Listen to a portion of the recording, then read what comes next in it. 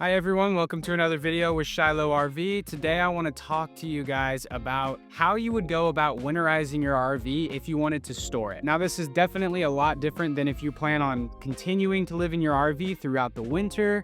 We have a separate video for that, so make sure you go check that out. So first you're going to need a few different materials to accomplish this winterization. The first thing you're going to need is 1 to 2 gallons of RV antifreeze. So this is going to be different than other types of antifreeze. Make sure that it is for RVs. Next you're going to need a socket that fits your water heater drain, channel locks or vice grips or some sort of tool like that. And finally, a funnel, preferably a pretty heavy duty one like this one we have here. So every RV has drain lines and they're typically in different spots. For us, there was 2 of them in the back of the RV underneath. So step 1 is going to be to open those up to drain your water lines. Now there's also another line with a valve towards the front of the RV, at least in our case. Yours might be in a different position. And that's going to be the drain for your freshwater tank. So you're going to want to undo that one and let that drain out as well. And you're also going to want to open all your faucets. Now you want to drain your hot water heater. So for us, on the right side of the RV, there's a little paneling. You take that off and you're going to be looking for the anoid rod plug. This is an example of what that looks like. You'll go ahead and you'll take your socket wrench and you will undo this. Now be careful, this one will squirt out a little bit on you, so just kind of step back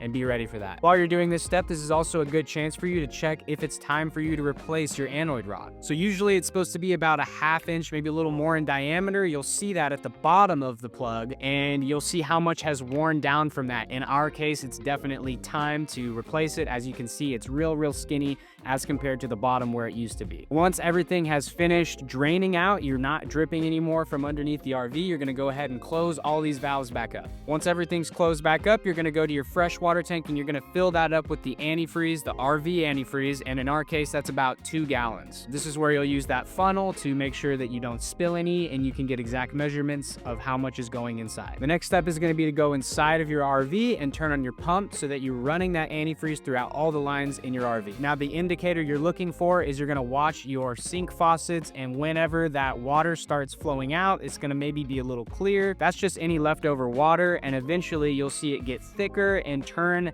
that pink color that the antifreeze is, and that means that antifreeze is fully gone through the entire system. At that point, you can turn off the pump and close your faucets. We do also recommend that you put about a 1/2 gallon more into your toilet so you can fill up the rest in your black water tank. And then you also want to make sure you flush that toilet. And that's all the steps that you want to take when you're winterizing your RV for storage. We do have a couple other tips for you as well though. If you have a satellite dish connected to your RV perhaps, make sure that you call your provider and have them shut off your satellite dish, because you will continue to pay for that throughout the winter and you don't want to be paying bills that you're not using. And also make sure you shut off your battery. Ours is going to be over here towards the front, just a little switch. All right guys, that's how you're going to, from start to finish, winterize your RV for storage. And if you do have any more questions for us over here at Shiloh RV, make sure you check out our website at shilohrv.com or just give us a call at 512-715-0722.